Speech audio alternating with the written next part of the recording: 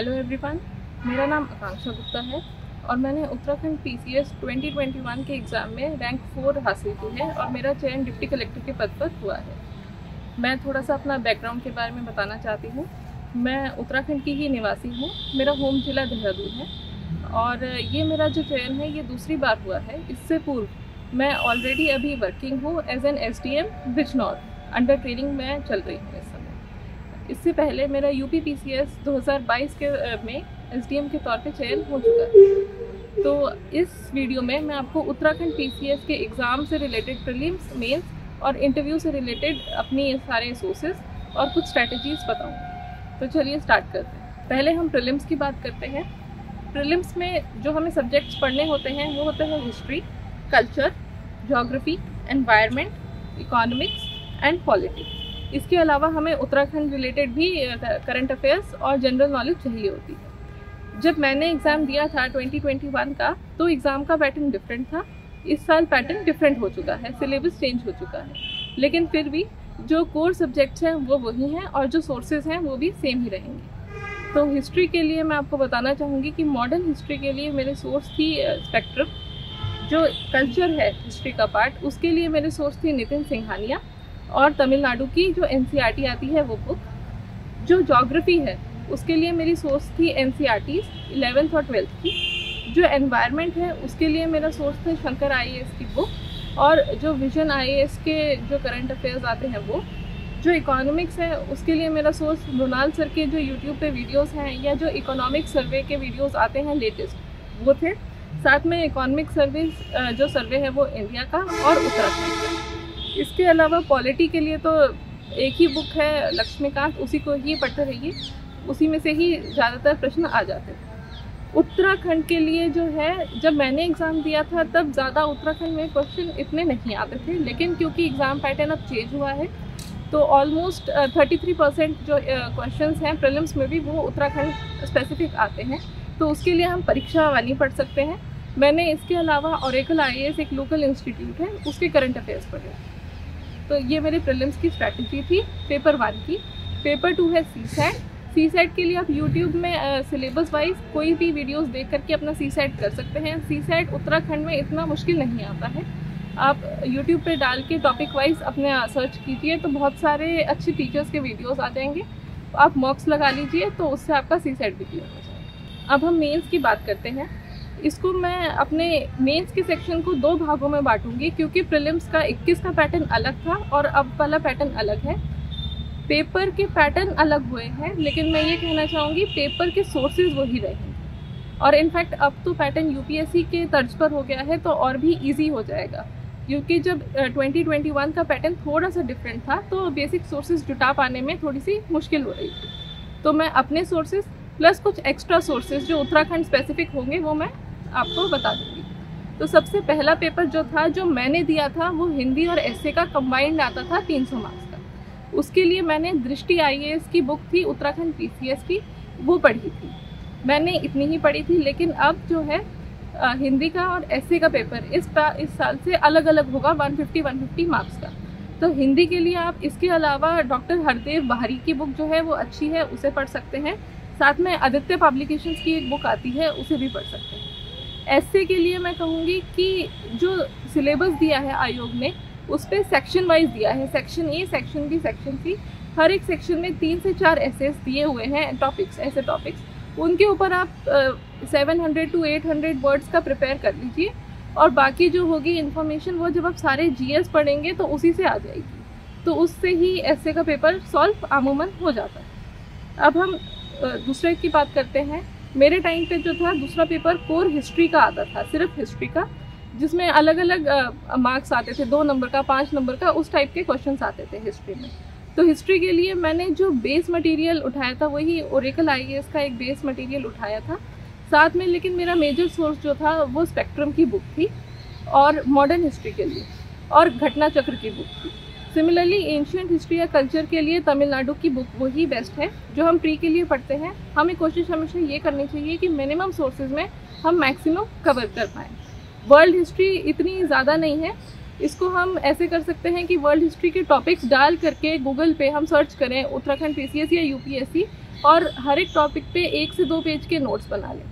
इसी से मेरा जो है हिस्ट्री का पेपर पूरा हुआ था। अब इसके बाद हम आते हैं ज्योग्राफी के एग्ज़ाम में। ज्योग्राफी जो है, ज्योग्राफी मैंने जनरली एनसीईआरटी से ही पढ़ी है, क्वेश्चंस डायरेक्टली एनसीईआरटी से ही आते हैं। इसके अलावा घटना चक्र और करंट अफेयर्स जो भी चल रहे होते हैं, मैं विजन आईएएस का सोर्स फॉलो करती थी तो उसके थ्रू ज्योग्राफी हो गई थी। इसके अलावा जो अब हम, इससे मैं ये कहूँगी कि हिस्ट्री और ज्योग्राफी मेरे टाइम पे 2 अलग अलग पेपर थे, लेकिन अब ये दोनों को कंबाइन करके एक पेपर आएगा GS1 जो कि यूपीएससी की तरह होगा। तो ये सोर्सेज तो बेसिक रहेंगे। इसके अलावा जो भी यूपीएससी का मटेरियल है, अगर कुछ रह जाता है तो उससे कवर हो जाएगा। जैसे सोसाइटी वाला पार्ट यूपीएससी में है लेकिन उत्तराखंड पीसीएस में इतना नहीं था, तो वो आप उससे कर लीजिए। क्योंकि सेम हो गया है सिलेबस, तो यूपीएससी वाला कोई भी कोचिंग इंस्टीट्यूट का मेंस का मटेरियल उठा करके आपको वो मिल जाएगा। इसके बाद आ गया पॉलिटी का जो मेरा एक पेपर था। पॉलिटी में फिर करंट अफेयर्स के लिए विजन आईएएस के लिए, और जो आपका स्टैटिक है वो लक्ष्मीकांत। इसके अलावा मैंने घटना चक्र पढ़ी थी। अब इसके साथ जो है इसी का ही अब आज के पैटर्न के हिसाब से होगा GS2। इसमें आपका पॉलिटी, आपका इंटरनेशनल रिलेशंस, गवर्नेंस, ये सारे इशू वो टॉपिक्स आ जाएंगे। तो इसका एक सोल्यूशन तो वही है कि आप सिलेबस उठाएं, टॉपिक को सर्च करें और उससे कर लें, या आप बेसिक कोई भी एक कोचिंग का मटेरियल उठाएं, उसको बेस नोट बनाएं और करंट अफेयर से उसको ऐड ऑन करें। इसके अलावा जो है इकोनॉमिक्स में जो है मेरा फिर से वही एक विजन आईएएस का करंट अफेयर्स का मटेरियल, घटना चक्र का बेस मटेरियल और रमेश सिंह। इसके अलावा इंटरनेट बहुत ज़रूरी था इकोनॉमिक्स के लिए, क्योंकि ट्रेंड्स हमेशा चेंज होते रहते हैं। तो मैं टॉपिक वाइज देख करके जो भी ट्रेंड्स चल रहे थे, डेटा वगैरह, उसे अपडेट करती रहती थी। इकोनॉमिक्स में इकोनॉमिक सर्वे ज़रूर पढ़िएगा, इंडिया का भी और उत्तराखंड का भी। उसको, उस डेटा को कोट कीजिएगा आंसर्स पे, उससे हमें 1 से 2 मार्क्स एक्स्ट्रा मिल सकते हैं। इसके अलावा एक मेरा सब्जेक्ट था साइंस एंड टेक्नोलॉजी, जो एग्ज़ाम का पेपर था। उसमें क्योंकि साइंस एंड टेक्नोलॉजी उस समय यूपीएससी में भी नहीं था इतना और यूपी पीसीएस में भी नहीं था, जिन 2 एग्ज़ाम्स की मैं साथ में तैयारी कर रही थी, तो इसमें मैंने स्पेशल फोकस दिया था। इसके लिए मैंने अरिहंत की बुक ली थी, साथ में लूसेंट की बुक ली थी, साथ में कुछ एनसीईआरटीज़, और इसके अलावा जो भी टॉपिक बच रहे थे उसको गूगल पे डाल के सर्च करके 1 से 2 पेज के नोट्स बना लिए थे। हालांकि अब के पेपर में जो अब का पैटर्न है उसमें साइंस एंड टेक्नोलॉजी बहुत ही डायनामिक होगा, स्टैटिक कन्वेंशनल टाइप का नहीं होगा, क्योंकि अगेन वो यूपीएससी से लिया गया टॉपिक है। तो नैनो टेक्नोलॉजी, बायोटेक्नोलॉजी, ये सब आएंगे, तो ये सब करंट अफेयर्स में मिल जाते हैं आराम से। बाकी वही है इसका है कि यूपीएससी मटेरियल उठा करके उसका बेस बना करके करंट अफेयर्स से उसको अपडेट कीजिए। और इस समय क्योंकि एग्ज़ाम नवंबर में है, तो ज़्यादा इधर उधर या ज़्यादा बुक्स देखने का भी टाइम नहीं है, तो शॉर्ट टेस्ट वही बेस्ट रहेगा to save time and energy. इसके अलावा मैथ्स एंड एथिक्स का एक पेपर इकट्ठे होता था 200 मार्क्स का। मैथ्स के लिए मैंने ML अग्रवाल यूज़ की थी और RD शर्मा यूज़ करी थी क्लास 10th की। और एथिक्स के लिए मैं क्योंकि यूपीएससी और यूपी पीसीएस भी दे रही थी, तो वही घटना चक्र के एक अच्छे कोचिंग के बेस नोट्स ले करके, प्लस कुछ एग्जाम्पल्स अपने पर्सनल, कुछ कंट्री से रिलेटेड और कुछ इंटरनेशनल रिलेटेड आप एग्ज़ाम में डाल दीजिए आंसर्स में, तो उससे एक आंसर होलसम बनेगा। प्लस जैसे कॉन्सेप्ट्स है, प्रोबेबिलिटी, इंटीग्रिटी, ये सब, तो इसका आप 1-1 पेज का नोट बना लीजिए। डेफिनेशन, एग्जाम्पल्स, कुछ डायग्राम्स, कुछ केस स्टडीज़, इसके क्या कैरेक्टरिस्टिक्स हैं, उसके अकॉर्डिंग आप करेंगे तो ये पेपर इजीली कवर हो जाएगा। इसमें मार्क्स भी अच्छे आ जाएंगे। इसके अलावा उत्तराखंड, जब मैंने एग्ज़ाम दिया था तो उत्तराखंड के कोई स्पेसिफिक पेपर्स नहीं थे, हर पेपर में थोड़ा थोड़ा उत्तराखंड आता था। जैसे हिस्ट्री का पेपर में उत्तराखंड हिस्ट्री आएगी, ज्योग्राफी के पेपर में उत्तराखंड की ज्योग्राफी आएगी। लेकिन अब के पैटर्न में उत्तराखंड के 2 स्पेसिफिक पेपर्स हो गए हैं। तो उसके लिए उत्तराखंड के लिए जो मैंने बुक्स यूज़ की थी वो थी कफलतिया, हिमांशु कफलतिया सर की और अरिहंत पब्लिकेशंस की। इसके अलावा पवन पांडे सर की बुक्स मैंने पढ़ी थी। इसके अलावा जो कुछ अच्छी बुक्स हैं वो हैं अजय रावत सर की, बद्रीदत्त पांडे सर की, जिसको हम देख करके अपना बेस नोट तैयार कर सकते हैं। उत्तराखंड रिलेटेड जो मेरा मानना है कि उत्तराखंड रिलेटेड जो भी पेपर्स होंगे उसको आप टॉपिक वाइज एक टॉपिक उठाइए, उसको गूगल पे सर्च कीजिए, विकिपीडिया पे कीजिए, गूगल पे कीजिए, 2-3 लिंक खोलिए और हर टॉपिक पे आप 1-1, 2-2 पेज के नोट्स बनाइए। बेस्ट वे है उत्तराखंड को कवर करने के लिए, और इसी नोट्स को आप यूज़ कीजिए एस्से में लिखने के लिए, क्योंकि आपका उत्तराखंड की हिस्ट्री भी कवर हो जाएगी, पॉलिटी, ज्योग्राफी सब कवर हो जाएगी। तो जब भी आप एक जनरलिस्टिक एस्से लिखेंगे, उसमें अगर आप Uttarakhand specific, for example disaster management पे एस्से लिख रहे हैं, तो सारे नॉर्मल पॉइंट्स जो हम लिखते हैं उसके अलावा अगर हम केदारनाथ वाला जो आपदा आई थी उसका जिक्र करेंगे, उससे बचने में क्या उपाय करें, स्टेट ने क्या सुधार करा, वो सब अगर हम लिखेंगे तो उससे हमें एक्स्ट्रा एज मिल जाएगा।